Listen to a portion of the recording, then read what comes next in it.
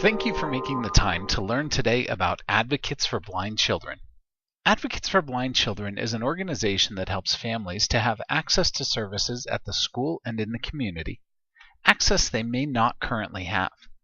We are a not-for-profit organization. We were founded by retired educators in the state of Oregon. The impetus for ABC to get started was that the Oregon School for the Blind, an institution that had been in existence for over 100 years, was shut down by the Oregon State Legislature in 2009. The legislators promised that there would be enhanced services out of their local districts, out of their local schools, for students that were affected by the closing of the school. They were promised they would receive improved access to the expanded curriculum. What is the expanded curriculum? Well, most of us learn a lot of what we learn in life by watching someone else do something. For instance, we may learn to cook not so much through a step-by-step process, but by watching our mothers cook. We learned to cook by watching. Reading is another skill we often learn by watching letters being pointed out to us. Our parents read to us using their finger to point along with the words. We see the words on the page, and pretty soon we start associating with those letters having meaning. Another example might be dancing. Most dancers begin to learn dance through watching others dance. Unfortunately, a person who is blind cannot learn through sight. So the expanded curriculum is the way in which vision-impaired individuals learn these other skills. When the Oregon School for the Blind was closed, those were services that were promised by the state legislature but never actually took place. The students were never provided that expanded curriculum, and efforts to promote those services being available were essentially thwarted. Essentially, the system was blind to the injustice that was taking place. So there was a lawsuit that was generated because of this, and the settlement of the lawsuit created the initial funding for Advocates for Blind Children. A 50-year-old organization, the Oral Hull Foundation in Sandy, Oregon, stepped in to be the fiscal sponsor for Advocates for Blind Children. The lawsuit was settled, providing the initial funding for the Advocates for Blind Children, and the work of the Advocates for Blind Children led the efforts to reinstate a $3 million fund appropriated by the legislature for these enhanced services in the state of Oregon. So why do parents need this help? Well, this chart might look a bit confusing. If you've ever been involved in the IEP process, you understand that it's more than a little confusing. There's a lot to the IEP process. IEP means Individualized Education Program, and the process of the IEP is a little complicated. This process is in place to help identify students who have special needs that qualify for an individualized education program. And assessments on that student are conducted by various experts. There might be a speech pathologist, a physical therapist, a principal education person, maybe a special education person, and maybe somebody with psychiatric background. There might be more. Those assessments are conducted by these experts. And then the team, the Individualized Education Program team, is usually made up of 6 to 8 people. Sometimes there could be even more. They come together in this team and they have a meeting, and in that meeting is usually one very overwhelmed mom. And typically it is the mother that's there because the father is probably at work or maybe not even in the picture. Quite frequently, dad is probably not even in the picture. So you surround this mother with 9 people telling her what they are going to do for her child and what their goals are for her child. She frequently is left without much help and in a position where she doesn't even know what's available for her and her child. This is where we believe that the Lions Club can help. It's natural for the Lions Club to be helping here. As all of you who are Lions know, Helen Keller at the 1925 International Convention gave a speech in which she said, "I appeal to you Lions who have your sight, your hearing, you who are strong, brave, and kind. Will you not constitute yourselves Knights of the Blind?" That's a landmark moment in the history of the Lions Club because they embraced that challenge from Helen Keller at that time. This request from Helen Keller was reinforced by Judge Brian Stevenson. He's a past international president of the Lions Club. He said, "We essentially have 4 main areas of service that we engage in: serving youth, serving the blind, fighting hunger worldwide, and protecting the environment." Advocates for Blind Children combines two of those four areas of service, serving the blind and serving the youth. Both youth and the blind receive remarkable support from the Lions through Advocates for Blind Children. So let's go back to the IEP meeting for a minute. These professionals that create the goals, that create essentially the education plan for a child, oftentimes those goals are pre-written and predetermined even before the meeting takes place. These goals may even be created before the child has ever been met by some of the individuals that are involved in the process. So the goals are pre-written, including the number of hours of service that child will receive. Now, how can an expert determine how many hours an individual child will need, an individual person who has individual needs, if that expert has never taken even 5 minutes to speak with or meet with that child? Well, often the experts are busy. Often the caseloads have already been determined by the school system. The school system will say, well, here's how many students you're going to have in your class, or here's how many students you're going to need to help, and that's your load. Again, the level of support that an individual will receive is often established long before the needs of the child have ever really been identified. One change that would be helpful would be to have IEP meetings before the school year begins and before budgets are finalized. However, that often isn't the case. Most often, IEP meetings take place well after the school year has begun, and at that point it's often difficult to get new resources, financial, time, and professional, into the system. But there's resources that exist.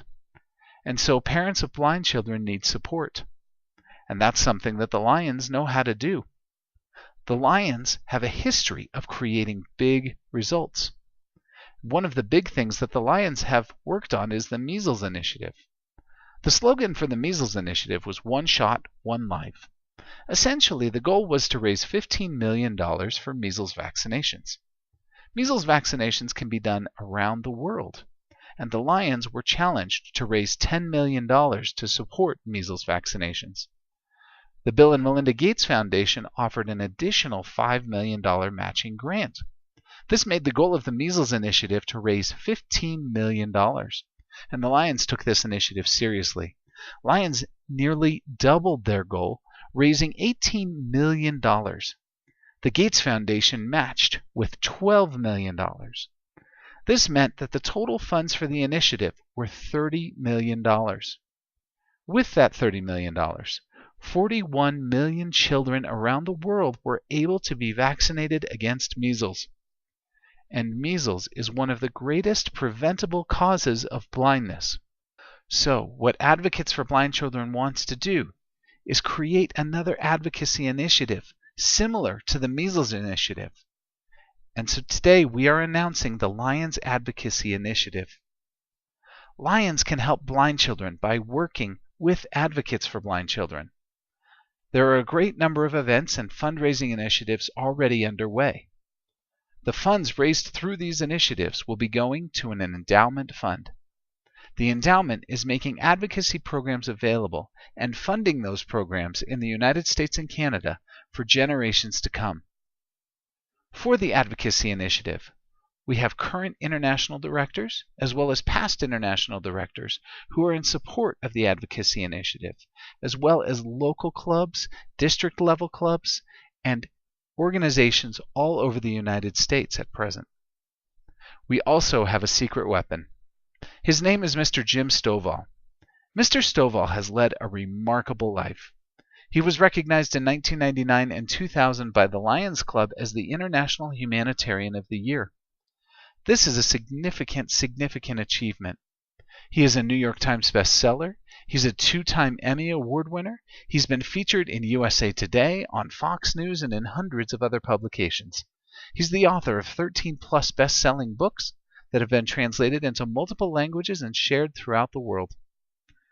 Steve Forbes said of him, he's one of the most extraordinary men of our era. And at this point, I would like to share with you a brief presentation from Mr. Stovall. The 3 doctors took me down a long hall, and they sat me down, and they said, "Jim, we're not sure why, and we're not sure when, but we do know that someday you're going to be totally blind, and there's not one thing we can do about it." Now, near where I went to college, there is a school for blind children. And to this day, I don't know what my motives were. I don't know if I was trying to make a deal with God or help out or learn more about it or what. But I went over to this school for blind children and I met with the principal. And I said, look, I'm 17 years old. I have no background, no training, no experience in working with blind kids, but I'd like to teach here. Well, you can imagine how excited they were to see me. But they did say, Jim, if you're really serious about this, we do have one kid you can kind of work with one-on-one. I said, okay, what do I teach this kid? And they said, Jim, that's just it. Christopher is 4 years old. He's totally blind. He has a lot of other physical problems. And we have determined that he's never going to grow or learn or advance or develop any more than he already has. So what we want you to do is keep him quiet and keep him away from the other kids so at least they can learn their lessons, because Christopher will never learn any more than he already has. Ladies and gentlemen, don't you ever forget that we always live up to the expectations we have of ourselves, or those expectations that we allow other people to place upon us. The only training they gave me to work with this poor kid was two things. They said, Jim, you got to keep his shoes tied. We're afraid he's going to trip on a shoelace and hurt himself. And the other thing is, you got to keep him away from the stairs. It's very hard for blind people to climb stairs. We're afraid he's going to fall down the staircase and hurt himself. Other than that, we don't care what you do. Just keep him quiet so the other kids can learn their lessons. Well, that first day, I went out to meet Christopher, and he was very, very small, much smaller than you would expect a 4-year-old child to be. And he was totally blind, and he had a lot of other problems. And I said, young man, before I leave here, no matter how many days or weeks or months or years it takes, you are at least going to learn how to tie your shoes and climb the stairs. And he said, no, I can't. And I said, yes, you can. And he said, no, I can't. And I said, yes, you can. And he said, no, I can't. And if you've ever spent any time with a 4-year-old, you know, they can do that all day long. I had never experienced anything quite like that. Well, I began going to the university every day, and then every afternoon I would spend with Christopher learning how to tie our shoes and climb the stairs.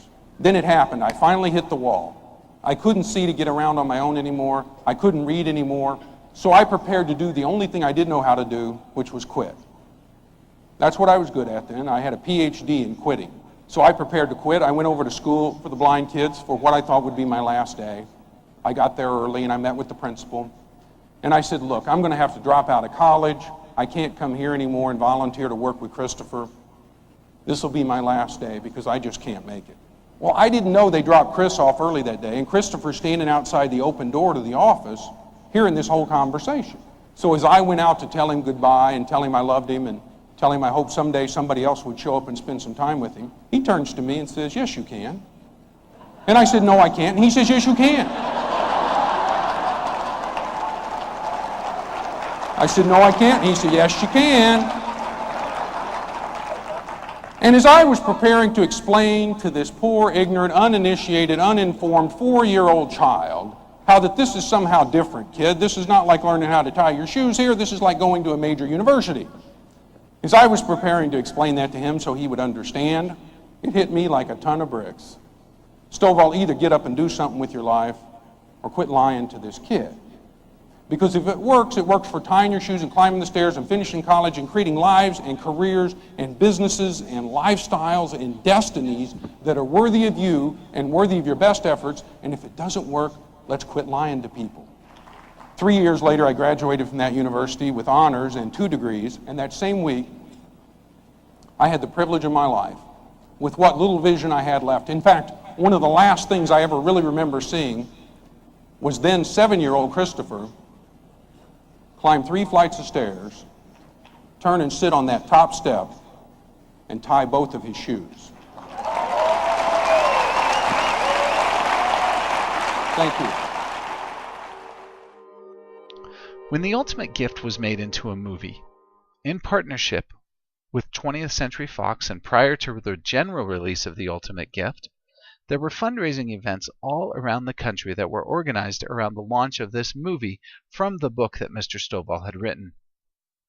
Premiere-style events were able to raise a significant amount of money from the launch of The Ultimate Gift. In fact, over $27 million was raised for local charities. And how does this tie into what we're doing now? Well, Mr. Stovall has also written the book The Ultimate Life. This best-selling book has also been turned into a major motion picture. The filming is complete, the movie is in post-production right now, and is scheduled for release later this year. Mr. Stovall, as well as the executive director of the movie, Mr. Rick Elridge, are endorsing us and would like us to have the release of this movie be used to raise funds for Advocates for Blind Children's Lions Advocacy Initiative. Through the release of this movie, as well as fundraising events that we're doing around the country, we will raise $10 million going into the endowment fund. That $10 million is being matched by a $5 million matching grant. With these funds, we are creating the $15 million fund needed for the long-term goals of providing advocacy for blind children and their families. We really need the help of the Lions, as well as any other volunteers who would like to be part of helping us organize and get the word out. Specifically from the Lions clubs, we are currently identifying district advocacy chairs, zone advocacy chairs, and local club advisors who will take part in these events in their local areas. If you are part of the Lions clubs, please speak with your regional coordinator. And if you are not part of the Lions, or if you would simply like to find out how you can help, please visit us at www.advocatesforblindchildren.com. Complete the form you'll find located on the contact page of the website. Thank you, and we look forward to working with you.